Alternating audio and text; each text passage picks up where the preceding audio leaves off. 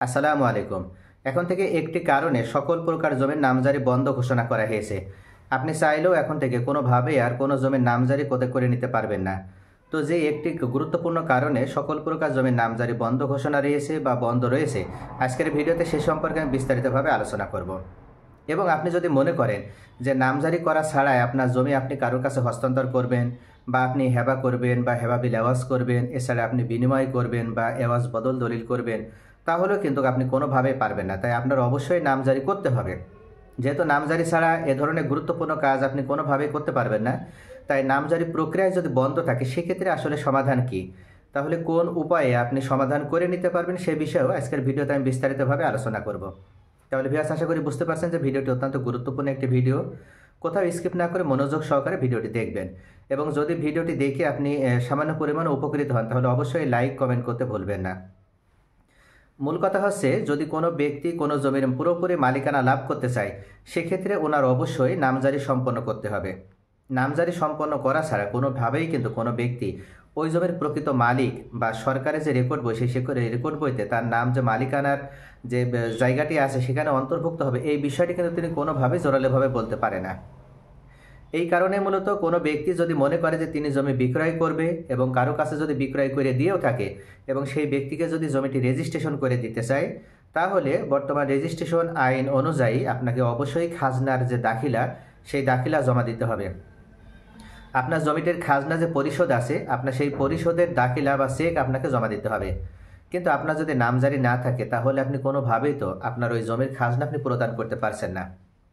তাহলে নামজারি অত্যন্ত গুরুত্বপূর্ণ একটি বিষয়। অর্থাৎ আপনার মালিকানা পুরোপুরিভাবে নিশ্চিত করতে হলে বা আপনার জমির বছর বছর খাজনা প্রদান করার মাধ্যমে আপনার জমি যদি নিট অ্যান্ড ক্লিন পর্যায়ে রেখে দিতে হয়, তাহলে অবশ্যই আপনাকে জমিটি নামজারি সম্পন্ন করে নিতে হবে। কিন্তু এখন থেকে এই একটি কারণে মূলত আপনি কোনো জমির নামজারি আর পাবেন না। সেই কারণটি হচ্ছে কি, আপনি যদি পৈতৃক সূত্রে বা ওয়ারিশ সূত্রে জমির মালিকানা পেয়ে থাকেন, সেক্ষেত্রে আপনি কিন্তু ওই জমির নামজারি কোনোভাবেই এখন করে নিতে পারবেন না একটি কারণে। অর্থাৎ পূর্বে কিন্তু এইভাবে নামজারি প্রক্রিয়া বন্ধ রাখা হয়নি। পূর্বে নামজারি প্রক্রিয়া সম্পন্ন করা হতো এবং নামজারি প্রদান করা হতো।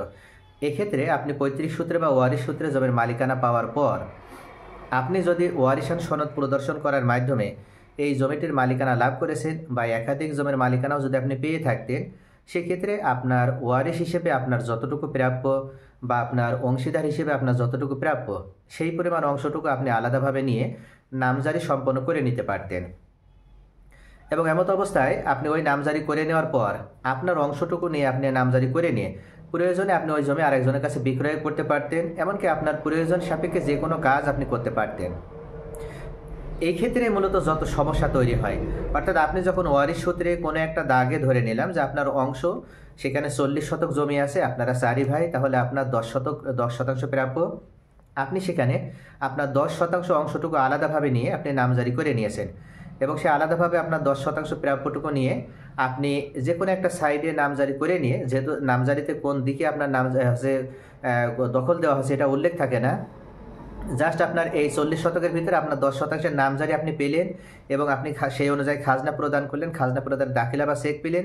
এটা মূলত নিশ্চিত করা হয়ে থাকে সরকারের যে ভূমি অফিসগুলো আছে সেই অফিসগুলো থেকে। এখন আপনার ভাইদের সাথে আপনার কোনো আন্ডারস্ট্যান্ডিং নেই বা আপনার কোনো বোঝাপড়া নেই, জাস্ট আপোষ মীমাংসার ভিত্তিতে আপনার এক একজন এক এক জায়গায় বসবাস করছেন, সেই আলোকে আপনার একটা সাইড হয়তো আপনি দখলে আছেন। এখন আপনি যেখানে দখলে আছেন সেই জায়গার মূল্য হয়তো উত্তরোত্তর বৃদ্ধি হচ্ছে, আর আপনার ভাইয়েরা যেখানে দখলে আছে সেখানকার মূল্য ক্রমান্বয়ভাবে কমতে আছে। যদিও জমির মূল্য কখনো কমে না, জমির মূল্য বৃদ্ধি হচ্ছে, কিন্তু আপনার জমির মূল্য যেভাবে বৃদ্ধি হচ্ছে আপনার এই 10 শতাংশের, আপনি যেখানে দখলে আছেন ওনাদের সেই পরিমাণে বৃদ্ধি হচ্ছে না। তেমত অবস্থায় আপনি যদি মনে করেন যে আপনি বেশি দাম দিয়ে জমিটা আরেকজনের কাছে বিক্রয় করে দেবেন, সেক্ষেত্রে যে ব্যক্তি জমিটা ক্রয় করবে তিনি যদি আপনার দেখানো জায়গায় উনি দখল নেয়, তাহলে উনি চিরস্থায়ীভাবে কিন্তু ওই জায়গার দখল ধরে রাখতে পারবে না। কেননা ওই জমিতে যে আরও অন্য ভাইদের অংশ আছে, তারা যদি মনে করে যে এখন তারা রাস্তার সাইডেই তার অন্য একটা ভাইকে দেওয়া হয়েছিল, এখন তারা রাস্তার সাইডে তারাও নিবে, এমত অবস্থায় তারা যদি বাটোয়ারা মামলা করে কোর্টে, সেক্ষেত্রে কিন্তু কোর্ট থেকে বেশি মূল্য যেদিকে জমিটার, সেই অনুযায়ী বেশি মূল্য কম মূল্য আনুপাতিক হারে বা হারাহারিভাবে কিন্তু জমিটা বন্টন করে দেওয়া হবে। তো এই কারণে মূলত সরকারের পক্ষ থেকে এই যে ঝামেলা, এই ঝামেলাগুলো থেকে মুক্ত থাকার জন্য বা জনগণকে মুক্ত রাখার জন্য এখন থেকে কিন্তু আপনার এইভাবে আর নামজারি প্রদান করা হচ্ছে না। কেননা এইভাবে অনেক ব্যক্তি আছে, তারা নামজারি নেওয়ার পরে ওই পৈতৃক সূত্রের সম্পত্তি বা পিতার দিক থেকে পাওয়া সম্পত্তি তারা তাদের ভাইদেরকে ঠকিয়ে বা বোনদেরকে ঠকিয়ে তারা ওই জমি বাইরের কোনো ব্যক্তির কাছে বিক্রয় করে দেয়। আর বাইরের ওই ব্যক্তি সেখানে যখনই দখল নেয়, তখনই অনেক সময় দেখা যায় যে নিজেদের ভিতরে একটা গোলযোগের তৈরি হয়। এই গোলযোগটা হয় মূলত দখল পজিশন নিয়ে। অর্থাৎ যে ব্যক্তি ক্রয় করছে তিনি বলছে যে না, আমি এখানকার এই এই জায়গার দখল নেব বলেই আমি এখানে জমিটা ক্রয় করেছি, আমি এখান থেকে দখল ছাড়বো না। আবার যারা ওখানে অংশীদার, যারা ওয়ারিশ সূত্রে অংশীদার, তারা বলছে না, আমরা এখানে অংশ সম্পূর্ণ অংশ তোমাকে দিতে পারবো না, তোমাদের অংশ এইভাবে নেওয়া লাগবে, দখল এইভাবে নেওয়া লাগবে। এটা নিয়ে দেখা যায় যে পরবর্তীতে বিভিন্ন ধরনের সংঘাত তৈরি হয়, গোলযোগ তৈরি হয়। এমনকি যে ব্যক্তি জমিটা ক্রয় করছে তেনাকে ঠকতে হয়। অর্থাৎ তিনি হয়তো যে উদ্দেশ্য নিয়ে জমিটা ক্রয় করেছিল, উনি পরবর্তীতে সেই উদ্দেশ্য আর কিন্তু কাজ সফল করতে পারে না। তো এমত অবস্থায় এ ধরনের সমস্যা থেকে ভূমি নাগরিকদেরকে মুক্ত রাখার জন্য বাংলাদেশ সরকারের পক্ষ থেকে 2004 সালেই মূলত পৈতৃক সূত্রে বা ওয়ারিশ সূত্রে পাওয়া যে সম্পত্তি, সেই পৈতৃক সূত্রে বা ওয়ারিশ সূত্রে পাওয়া সম্পত্তিতে বন্টননামা বা বাটোয়ারা দলিল বাধ্যতামূলক করা হয়। এবং এক্ষেত্রে বন্টননামা বা বাটোয়ারা দলিল অনুযায়ী ছাড়া কোনো ব্যক্তিকে আর নামজারি প্রদান করা হবে না এবং ওই জমি ক্রয় বিক্রয়ও আর করা হবে না। এমত অবস্থায় বিগত যে সরকারগুলো ক্ষমতায় ছিল, ওনারা বিভিন্ন সময়ে দেখা যায় যে দুর্নীতির কাছে পরাস্ত হয়ে বা টাকার কাছে পরাস্ত হয়ে তারা অর্থলোভী হয়ে দুর্নীতির মাধ্যমে তারা বিভিন্ন সময়ে বন্টননামা বা বাটোয়ারা দলিল ছাড়াও এই জমিগুলো রেজিস্ট্রেশন করে দিত বা এই জমি নামজারি প্রদান করত।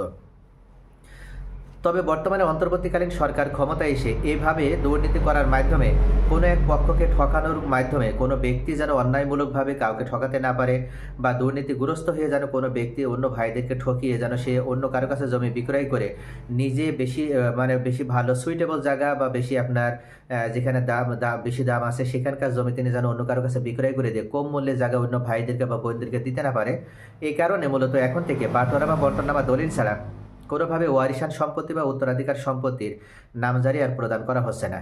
তো এই ক্ষেত্রে যদি আপনাদের মনে হয় যে আপনারা পৈতৃক সূত্রে পাওয়া সম্পত্তি হয়তো যে কোনো সময় আপনাদের বিক্রয় করা প্রয়োজন হতে পারে, আপনার অর্থের প্রয়োজনে ব্যস্ত হতে পারে, আপনার ছেলে মেয়ে লেখাপড়ার খরচ বহনের জন্য ব্যস্ত হতে পারে, বা আপনার ছেলে মেয়ে বা হয়তো প্রবাসে পাঠাবেন, সেখানে হয়তো আপনার কিছু টাকা দরকার হতে পারে।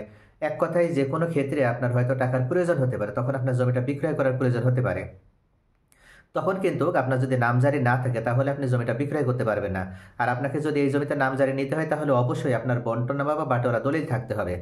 তেমত অবস্থায় আপনারা যে সমস্ত ভাই বোনেরা ওই জমিতে অংশীদার আছেন, আপনারা সকলে এক জায়গায় বসে নিজেদের ভিতরে ভালো একটা সুসম্পর্ক থাকা অবস্থায় আপোষ মীমাংসার ভিত্তিতে কে কোন দিকে দখলে নেবেন সেই আলোকে আপনারা একটা বাটোয়ারা বা বন্টননামা দলিল তৈরি করে নেন। যখন আপনারা সকল ওয়ারিশ মিলে বাটোয়ারা বা বন্টননামা দলিল তৈরি করে নেবেন, তখন কিন্তু আপনি চাইলেও আপনার অংশটার মূল্য যদি বেশি হয়, সেক্ষেত্রে যদি আপনি ওই জমিটা আরেকজনের কাছে বিক্রয় করে দিতে চান বা কাউকে হেবা করেও দিতে চান বা কারোর সাথে বিনিময় করতে চান, তাহলেও কেউ কিন্তু বাধা দিতে পারবে না, কেননা তারা সকলেই তো স্বাক্ষর করার মাধ্যমে একটি বন্টননামা দলিল তারা তৈরি করেছে। তাহলে ভিউয়ার্স, আশা করি বুঝতে পারছেন যে বর্তমান সরকারের পক্ষ থেকে মূলত আমাদের জনগণের সুবিধার জন্যই বাটোয়ারা বা বন্টননামা দলিল ছাড়া নামজারি প্রক্রিয়া বন্ধ রেখেছে। তো এই ক্ষেত্রে যদি মনে হয় যে আপনার জমির পুরোপুরি আপনার মালিকানা আপনি সম্পূর্ণ অংশ লাভ করতে চান, সেক্ষেত্রে অবশ্যই আপনার সঠিকভাবে মালিকানা পেতে হলে একটি বাটোয়ারা বা বন্টননামা দলিল অনুযায়ী নামজারি সম্পন্ন করে নিতে হবে। এবং এই কাজটি করে নিতে পারলে আপনার ইচ্ছা অনুযায়ী আপনি আপনার জমিটি তখন যে কোনো কাজে ব্যবহার করতে পারবেন।